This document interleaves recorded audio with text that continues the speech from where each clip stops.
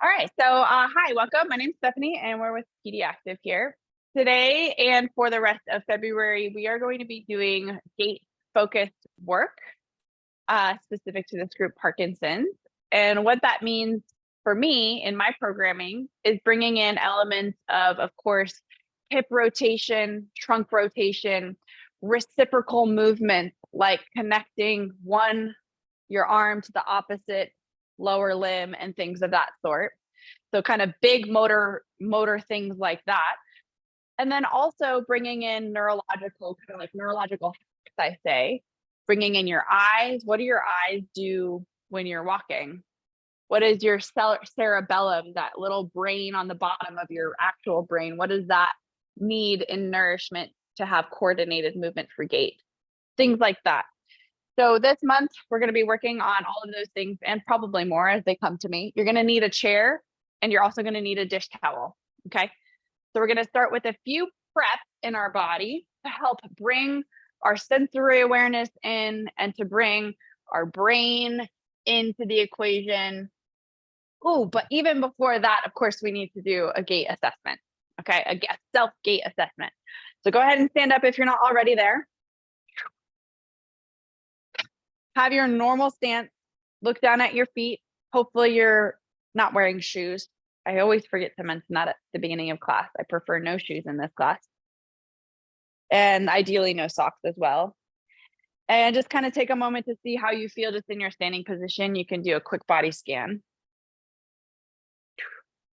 You feel buoyant, wiggly, rigid. All right. And then go ahead and walk around your space, whether or not you have a big space or a small space. Walk around your space and just notice how you feel in your gait and your walk. You're not trying hard about any specific thing. You're just noticing, like, what is your baseline? What is your default? And a few things that you can notice. I'd like to rattle these off so you can pick 2 or 3 aspects of your gait to kind of quantify, assess, and then we'll see at the end if there's any change. Stride length, the sound of your gait, the speed,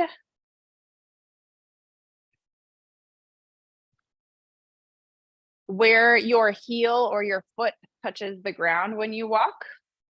Like, are you flat-footed? Do you walk on your toes? Do you walk on your heels? Do you roll through? Hip rotation. Do you have a model walk? Or are you pretty rigid in your hips? What about arm swing? Is there a natural arm swing? Did you swing your arms before I said something? Where do you look? Where do your eyes look? Do you look down at your feet? Do you look 2 feet in front of you? Do you look at the wall in front of you? You know your space pretty well, so there's probably not any sort of like fear or hesitation or unawareness of your surroundings. And then even just noticing your general feeling, your vibe about when you're walking around the room. Are you casual? Are you loose? Yeah. All right. So I know that was a lot. I rattled off a lot of different qualities, but logging for yourself 2 or 3 qualities that stuck out the most to you. Like maybe what was the most obvious to you. Okay. This one's a weird one, but stay with me. You're going to take your towel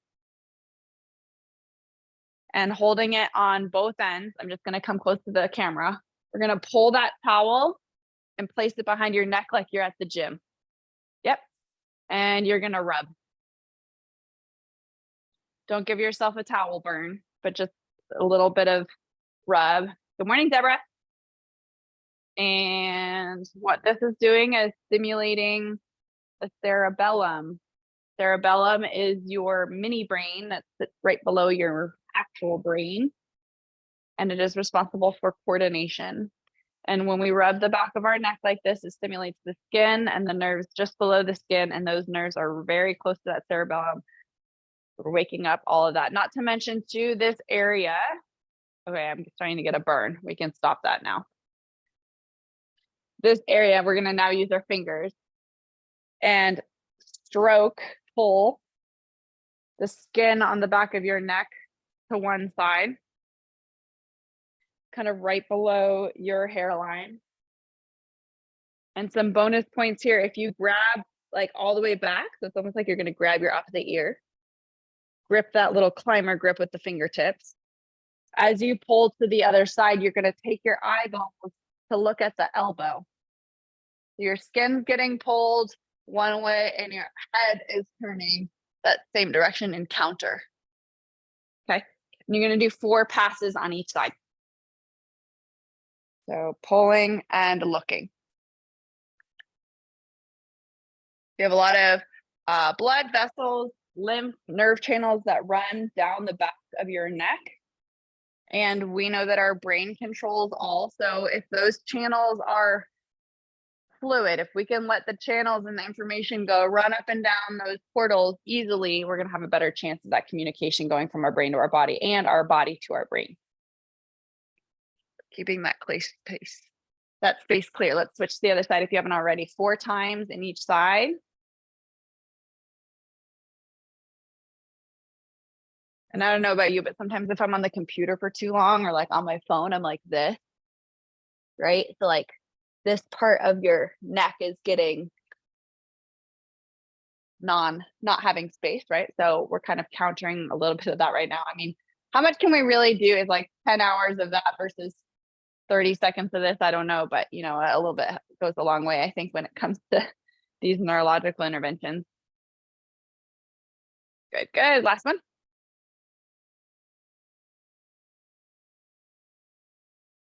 Nice. And then just look around your room, kind of staying in one spot. Just look around your room and notice your range of motion in your neck, if it improved or does it feel about the same? I know we didn't specifically test this, but maybe it feels a little bit better. And I want you to find something in your room that's green and then say that word out loud of what the thing it is. And if you can't find something in your room that's green, you can find something in my camera that's green for sure. And then look and find something that's red. And then look and find something that's blue. Maybe you're wearing the thing that's blue for some of you.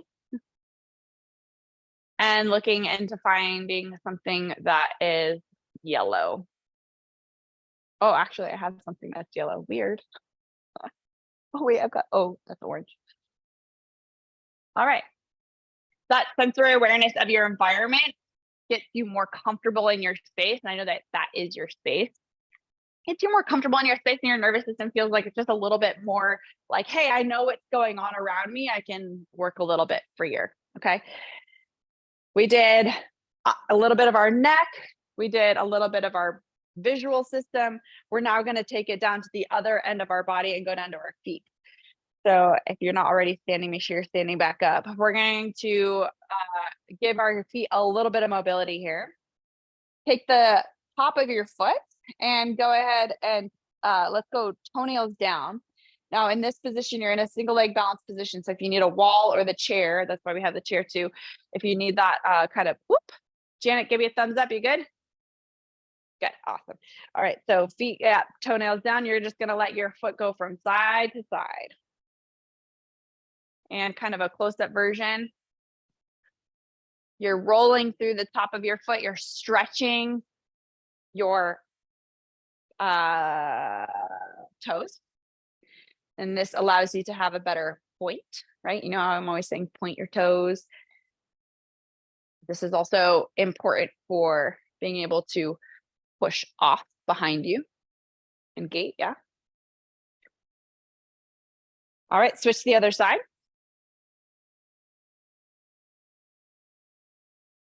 Rolling from pinky toe to big toe side, and you can kind of do ankle circles too. Oh, yeah.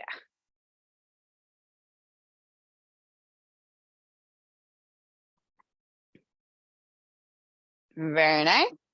All right, grabbing your chair if you need it for a little bit of balance support. We're going to split our stance. So we have 1 foot forward and 1 foot back. And you know, I'm a stickler for feet being forward. So if you did this and your foot went sideways, reposition, make sure that your toes are facing forward. because we want to be rolling over the top of that big toe. Now, if you have arthritis or something going on in that big toe that makes this challenging or painful, just do what you can. All right, just do what you can. We're going to drop the heel down, which means this front knee might bend a little bit. You might get a calf stretch. Ooh, that's juicy. And then we're going to come up on to that big toe. We've done this several times, but now we're just doing this really in the context of range of motion in your big toe. I said this before, 25% of your power comes through your big toe. And we are going to take this up a notch by rolling up onto the ball of the foot. So your toes are still on the ground. Yeah, you're just sort of in this like high heel Barbie thing, Barbie high heel. We're going to continue that to then come off onto the big toe, roll back to the ball of the foot, and then roll the heel down. Okay, there we go. Heel up, roll through, roll back, and roll down. Yep.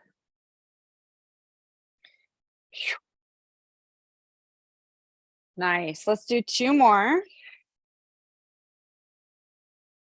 And last one. Fantastic. Switch to the other side. Again, make sure that your stride is big enough so that you get a stretch. If you're not feeling a stretch in your ankle, bigger. Yeah. And then toes are forward. We go up. Just do to the ball of the foot first. I went like way too big. Just do to the ball of the foot first, and then we'll grab the roll through the big toe.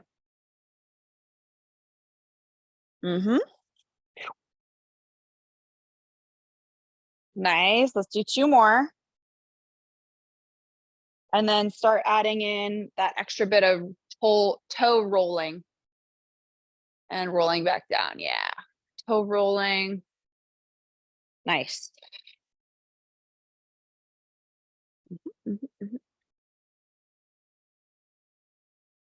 Great. Let's go 2 or 3 more.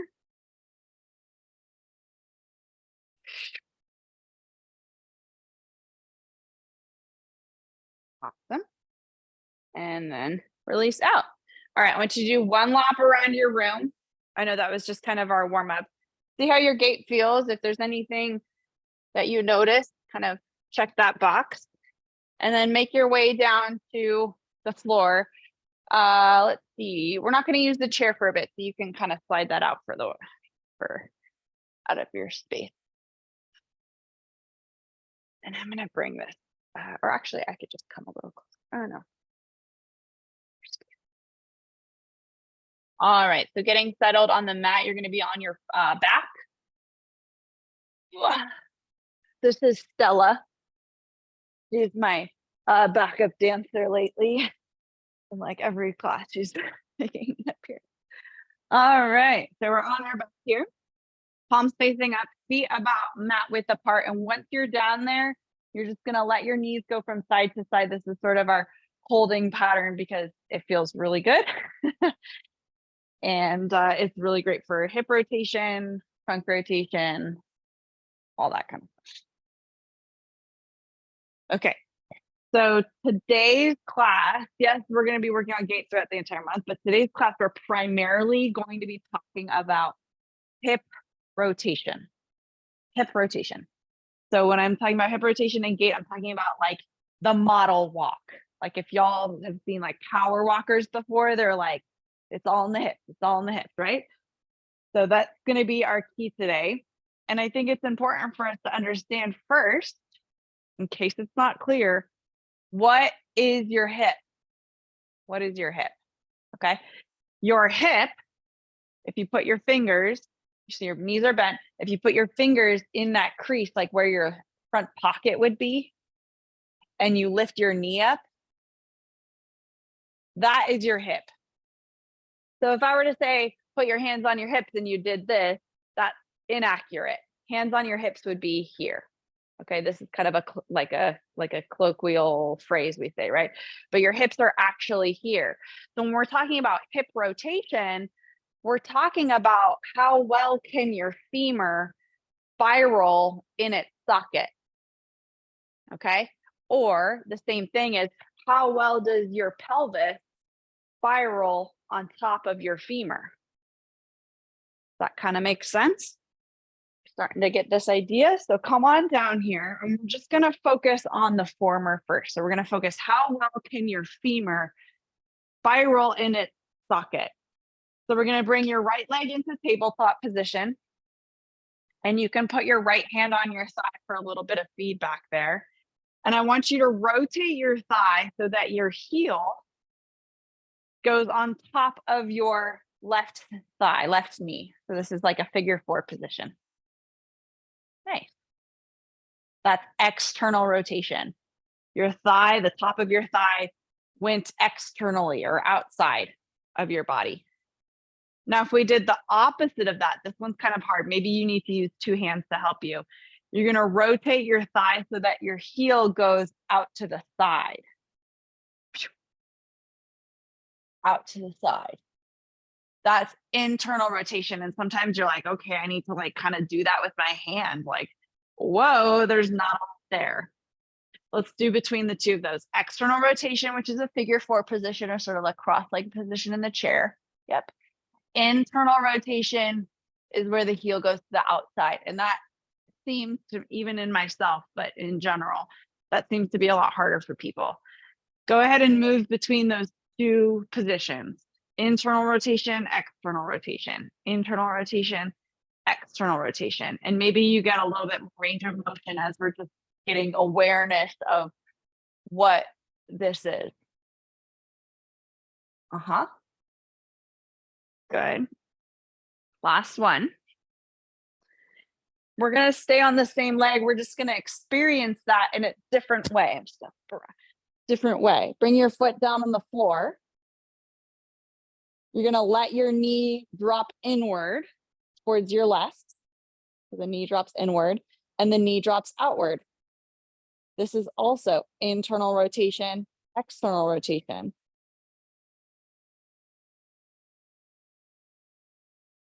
Think of the top of the thigh, whichever direction that is facing. If it's facing out into the world, that's external rotation. If it's facing in towards the seam of your other pants, that's internal rotation. Okay, cool. Let's do that same sort of awareness draw on the other side. So left leg in tabletop, you can hold it with your hand. Sometimes it's nice to hold your thigh, like hold your femur bone and be like, okay, this is what I'm trying to rotate here. We're going to go external rotation, which means figure 4 position. Yeah, nice. Yeah, good. And then internal rotation, which, oh, that's the hard one. Kicking your heel out to the side. And let's go between those 2. External rotation and internal rotation. Use your hands to give you what is called overpressure. So your muscles are going to do the movement as much as it can, and then your hands are going to facilitate a little bit more range of motion that you're able to get just with muscle activation. You can kind of overpressure. It's like if you were working with a therapist or the trainer, they might give you that overpressure in the clinic. But we're self-sufficient beings, right? We can do this ourselves. All right, let's feel that other version. So foot on the floor, separate your feet just enough. Let the knee drop inward and let it drop outward. Yeah. In this context, though, I want you to keep your right knee from doing anything. So it's just the left side that moves. Yeah. Beautiful. So our brain is starting to understand, okay, I understand internal and external rotation, at least in an intellectual sense, like you understand what the words out of my mouth. And then we're also feeling it in our body. So that's a kinesthetic understanding. Kinesthetic meaning like kind of like movement in our body, maybe a somatic understanding, I should say, of the body. Awesome. All right. So let's do some actual movement here. We're going to bring our feet underneath us for bridging, hands by your side. Press your hips up towards the ceiling and hold. Good. We're going to bring your right leg into tabletop. Whoa. Bring the foot down. Other leg into tabletop. And bring it down. Go ahead and switch between the right side and the left side. You're holding your bridge and marching. Good. Notice the differences between the right and the left sides. You can notice strength differences. You can notice positional differences. So for example, when you lift up your left side, do things get wonky? And then when you lift up your right side, for some reason, you're able to hold yourself. Okay. Again, just noticing. Let's do 2 more marches. Good. And then hips come down. Shake it out. Yeah. Do a little shimmy with your booty. Cool. Press your hips up towards the ceiling again. This time, both feet are going to stay on the floor. We're going to take your right hip and drop it down towards the floor and then hold that position. I would like your knees to stay roughly squeezed together. So your knees didn't fall off to the right. It's just the hips rotated. And notice you have your right leg in internal rotation and the left leg in external rotation relative to your pelvis. Okay. And then press, switch to the other side. We're going to drop down. Left side goes down, hold, freeze frame. Which leg is rotated out and which leg is rotated in? Okay, switch to the other side. Take a snapshot, freeze frame. Notice one is internally, externally, one is internal and one is external. Switch to the other side. One is internal, one is external. Okay, trying to keep your knees together and reaching out so that don't let your knees fall when you rotate your pelvis. And if that happens like a lot or seems to be your default, then that's probably a sign that your brain hasn't figured out how to disassociate and create and have this relationship, have this rotational ability in your hips. It's like you rotated your hips and everything just went, as opposed to the differentiation there. Okay, let's do a few more times and then you can start speeding up the rotation if you feel like you have a grasp on this differentiation here. All right, and then bring those hips all the way down. Nice job. Okay, from here, go ahead and roll yourself up to a seated position. And we're going to come into a cross-legged position with the left leg in front.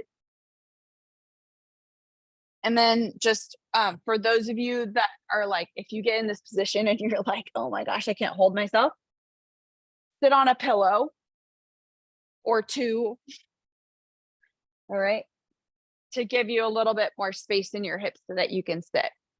Now, pop quiz. In your cross-legged position, are your thighs in external rotation, neutral, or internal rotation? External rotation, some of you said yes. Awesome. You're in external rotation because the tops of your thighs are looking outwards. Now we're going to take just your left leg and fold it behind you in our Z sit.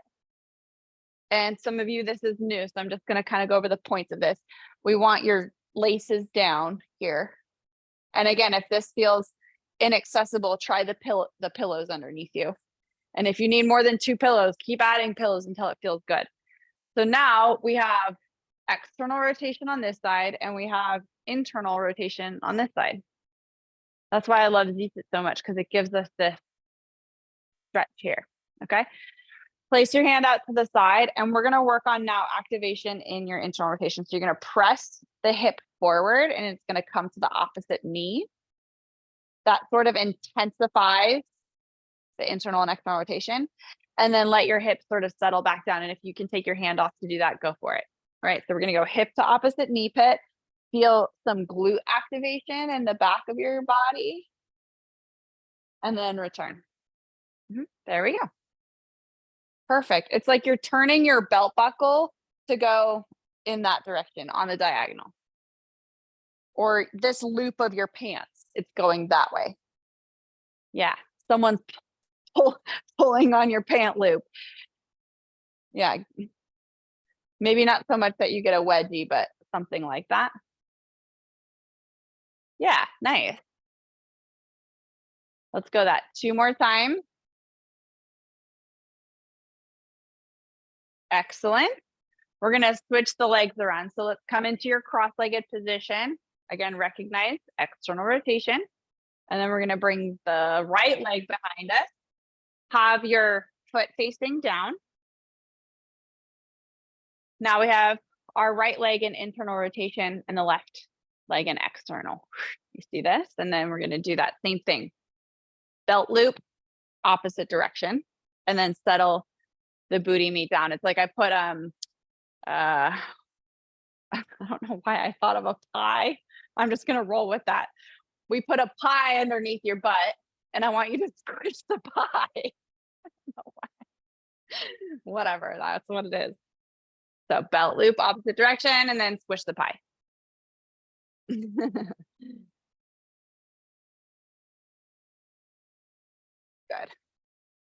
Our brain works in weird ways. We're just going to take those imagery, and if it works, then it works. There we go. And you can think about sort of like digging your knee into the floor a little bit. Some of you that know kind of a little bit more, you can grab that lift. All right, let's do 2 more. Great. And then reset. All right, we're going to lay on our back again. And we're going to do that exercise where we were bridging and rotating our hip. We're going to do that one again. So feet flat. Press the hips up towards the ceiling.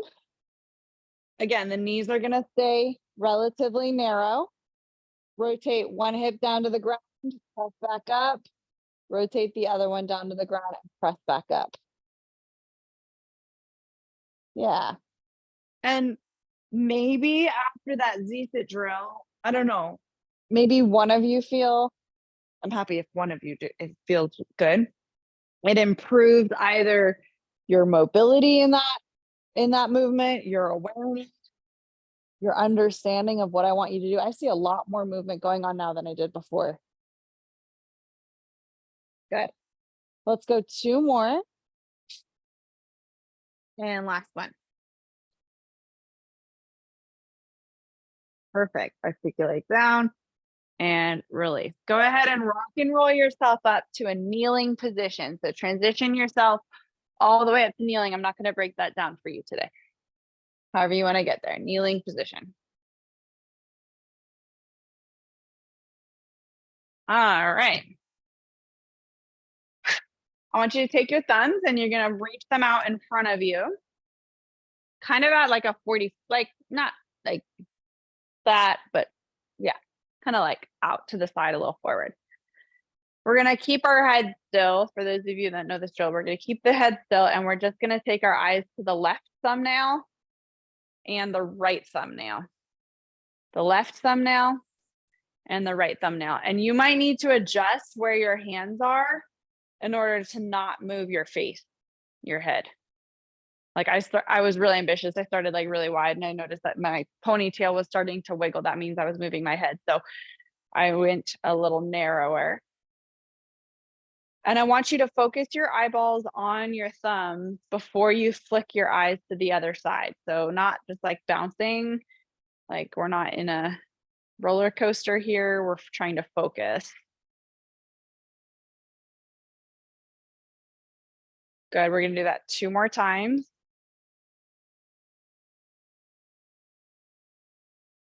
Good. And rest. You can wash your face, imaginary wash your face if your eyes feel a little strained. That's normal. The normal reaction. And then we're going to go ahead and take your left foot forward. We're now in a split stance. So your left foot forward. You're going to take your right hand and reach it towards your opposite knee. And then you're going to disco that arm out behind you and you're going to follow your hand with your eyes. You can move your head.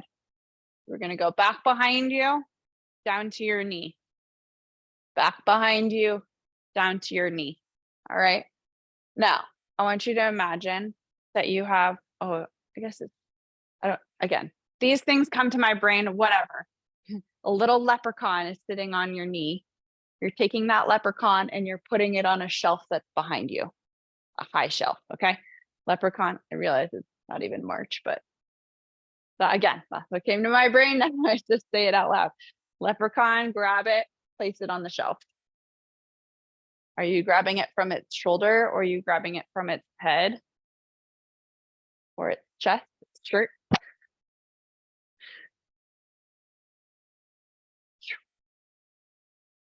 You're like, I do imaginative play with my grandkids too much. I don't need it in class too, right? Last one. Switch to the other side.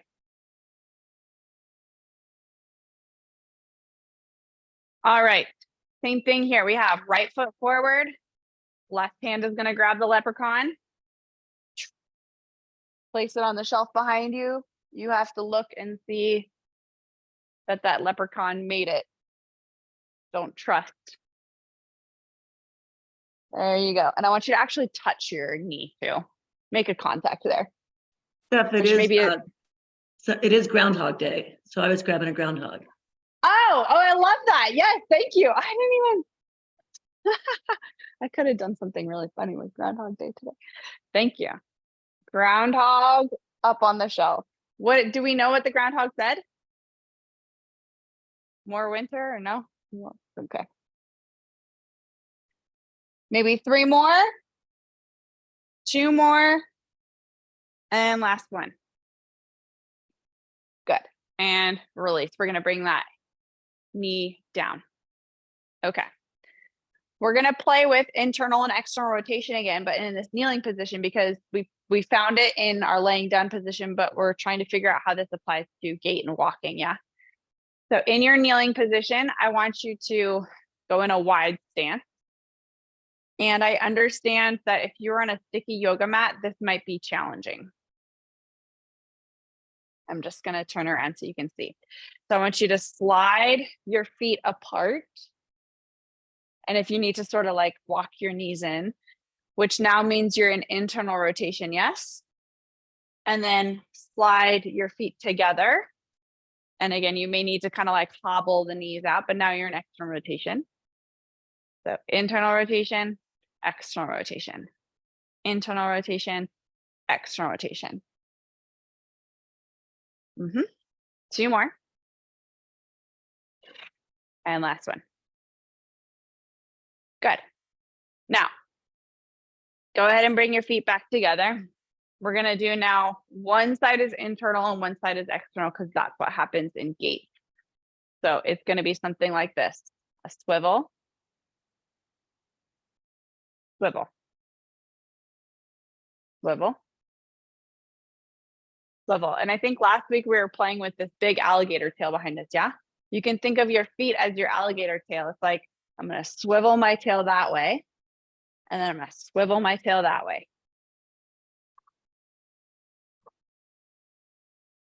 Yeah, and some of you are already getting your arms involved. Very nice. Whoops, just hit the dog.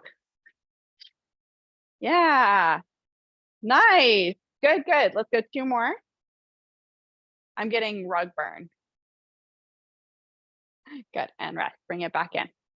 All right, we're going to do another set of your eye flicks, the same exact thing we did last time. It's just another set, more repetitions for us. So thumbs out, flicking eyes from right side to left side. And go ahead and move through that. And again, as I said, it's got to be like you have to focus, like focus in, switch, focus in, switch. How quickly can you go, but still have that focus? And as you get better at this, you may be able to widen out your thumbs a little bit and still not move your head. Whew. And you know that I'm working hard on these drills when my voice gets when words get hard. My brain is like all dumped into the drill. Got about 10 more seconds. Keep going. 5, 4, 3, 2, and 1. Good. Wash your face if you need to. Kind of rub the eyes if you need to. Yeah. All right, we're going to go left foot forward again in your split stance. Very good. We're going to lean into it. So you're going to feel maybe a stretch in your hip flexor, and I want you to stretch forward as if you're trying to grab something off the couch. Beautiful. And then you're going to swing it back and you're going to look behind you. Good. Sweep forward, grab, sweep back, release. And notice there's a little push off that happens in your leg. Okay. So like, how far forward? Oh, like I really want that. It's just barely out of my reach. Nice carry. Huh?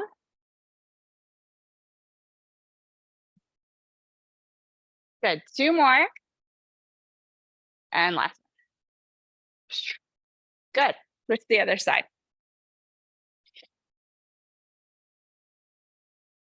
Same idea. Lean forward into it. Notice that you have now more weight through the front leg. Reach the arm forward. You can lean in this. You can lean on this side. No biggie. Really reach for it though. Like it's just that groundhog. Ugh, just out of your reach. Place it on the shelf behind you. Reach. Place on the shelf. Ah, that groundhog is not a very realistic imagery. But neither is sitting on a pie, or a leprechaun. So, I mean, I don't know what we are doing here, but it's something. We're imagining something. Reach and pull. Yeah, 2 more. Reach and pull. Nicely done. And reset. All right. In this position here, I want us to just wiggle out. Imagine yourself a power walker in the Olympics, but you're not actually going anywhere. How much can you wiggle the booty? Good. All right. You got a short tail sticking out behind you, and you're trying to whip it, whip it, whip it, whip it, whip it. Yep, yep, yep, yep, yep. We are now growing tails, by the way, for the next couple minutes. Good. Now grow a long alligator tail. Think about it. Feel it. See it. It's heavy. It takes a lot of work to get that tail to swing. And I want you to grab that swing now. Really big, like, what is that? Radius? Yeah, it'd be a radius. You can use your arms. You probably have to because that thing is so heavy. You need to counter it. Good. In this moment, can you feel some rotation in your femurs, that internal and external rotation? When your tail is to the right, free frame, you have internal rotation on the right leg, external rotation on the left. Swing your tail to the left, you have internal rotation on the left, external rotation on the right. Okay. I don't want you to have to think about that every time you're walking. I just want to bring it to your attention here to show you that that movement exists. And we need to make sure that that movement exists and stays in existence in our body for efficient gait. So if you notice yourself shuffling or having not so much rotation in your gait, it may be because of your hip rotation, that femur relationship. All right. Go 2 more. Last one. Perfect.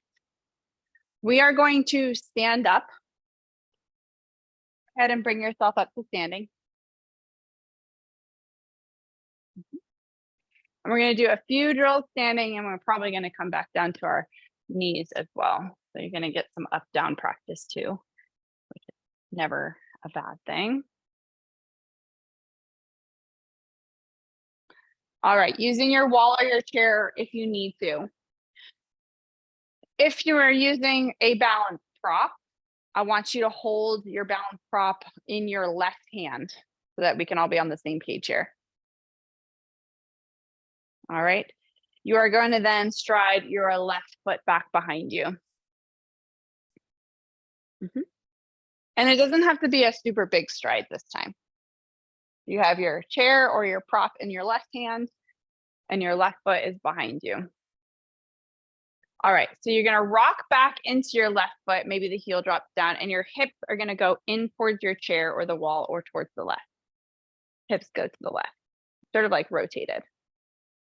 Then as you shift your weight again into your front leg, your hip bone, remember that loop? The loop on the side of your pants is gonna go that way.